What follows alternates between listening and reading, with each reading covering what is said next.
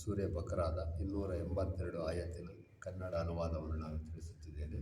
ಇದನ್ನು ತಾವುಗಳು ಕೂಡ ಬೇರೆಯವರಿಗೆ ಶೇರ್ ಮಾಡಿ.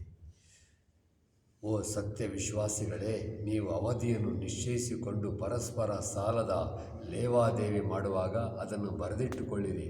ಬರಹಗಾರನೊಬ್ಬನು ಉಭಯತ್ರದಲ್ಲಿ ಯಾರಿಗೂ ಅನ್ಯಾಯವಾಗದಂತೆ ಕರಾರು ಪತ್ರ ಬರೆಯಬೇಕು. ಅಲ್ಲಾನು ಯಾರಿಗೂ ಬರವಣಿಗೆ ಅರ್ಹತೆ ಪ್ರದಾನ ಮಾಡಿರುವನೋ ಅವನು ಬರೆಯಲು ನಿರಾಕರಿಸಬಾರದು, ಅವನು ಬರೆಯಬೇಕು. ಸಾಲಕ್ಕೆ ಬಾಧ್ಯಸ್ಥನಾದವನು ಸಾಲ ಪಡೆಯುವಾತನು ಒಕ್ಕಣೆಯನ್ನು ಬರೆಯಿಸಬೇಕು. ಅವನು ತನ್ನ ಪ್ರಭುವಾದ ಅಲ್ಲಾನನ್ನು ಭಯಪಡಬೇಕು. ಇತ್ಯರ್ಥಗೊಂಡ ವ್ಯವಹಾರದಲ್ಲಿ ತಾರತಮ್ಯ ಮಾಡಬಾರದು. ಆದರೆ ಸಾಲ ಪಡೆದವನು ಅಲ್ಪಮತಿ ಅಥವಾ ದುರ್ಬಲವನಾಗಿದ್ದರೆ ಅಥವಾ ಒಕ್ಕಣೆ ಹೇಳಲಾರದವನಾಗಿದ್ದರೆ ಅವನ ರಕ್ಷಕನು ನ್ಯಾಯಪೂರ್ಣವಾಗಿ ಒಕ್ಕಣೆ ಬರೆಯಿಸಬೇಕು. ಅನಂತರ ನಿಮ್ಮ ಪುರುಷರ ಪೈಕಿ ಇಬ್ಬರನ್ನು ಸಾಕ್ಷಿಯಾಗಿರಿಸಿಕೊಳ್ಳಬೇಕು. ಇಬ್ಬರು ಪುರುಷರು ಸಿಗದಿದ್ದರೆ ಒಬ್ಬ ಪುರುಷನು ಇಬ್ಬರು ಸ್ತ್ರೀಯರೂ ಬೇಕು. ಇದು ಒಬ್ಬಳು ಮರೆತು ಬಿಟ್ಟರೆ ಇನ್ನೊಬ್ಬಳು ನೆನಪಿಗೆ ತರಲಿಕ್ಕಾಗಿ. ಈ ಸಾಕ್ಷಿದಾರರು ನಿಮ್ಮೊಳಗಿನ ಶಿಕ್ಷಾರ್ಹ ಸಾಕ್ಷಿದಾರರಾಗಿರಬೇಕು.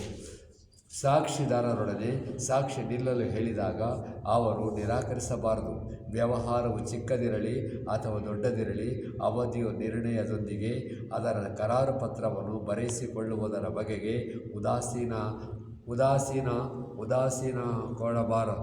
ಉದಾಸೀನರಾಗದಿರಿ. ಈ ಕ್ರಮವು ಅಲ್ಲಾಹನ ಬಳಿ ನಿಮಗೆ ಹೆಚ್ಚು ನ್ಯಾಯಬದ್ಧವಾಗಿದೆ.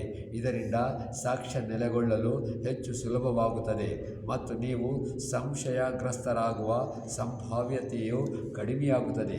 ನೀವು ಪರಸ್ಪರ ಕೈ ಬದಲಾವಣೆಯೊಂದಿಗೆ ಮಾಡಿಕೊಳ್ಳುವ ವ್ಯಾಪಾರ ಸಂಬಂಧ ಇತ್ಯರ್ಥಪಡಿಸಿಕೊಳ್ಳುವಾಗ ಸಾಕ್ಷಿದಾರರನ್ನು ಇರಿಸಿಕೊಳ್ಳಿರಿ. ಬರಹಗಾರರನ್ನು ಸಾಕ್ಷಿದಾರರನ್ನು ಸತಾಯಿಸಬಾರದು. ಹಾಗೆ ಮಾಡಿದರೆ ಅದು ನೀವು ಮಾಡುವ ಪಾಪವಾಗುವುದು. ಅಲ್ಲಾಹನು ಕ್ರೋಧದಿಂದ ಭಯಪಡಿರಿ. ಅವನು ನಿಮಗೆ ಸರಿಯಾದ ಕರ್ಮ ವಿಧಾನದ ಶಿಕ್ಷಣವನ್ನು ನೀಡುತ್ತಾನೆ ಮತ್ತು ಅವನು ಸರ್ವ ವಿಷಯಗಳ ಅಭಿಜ್ಞನಾಗಿರುತ್ತಾನೆ.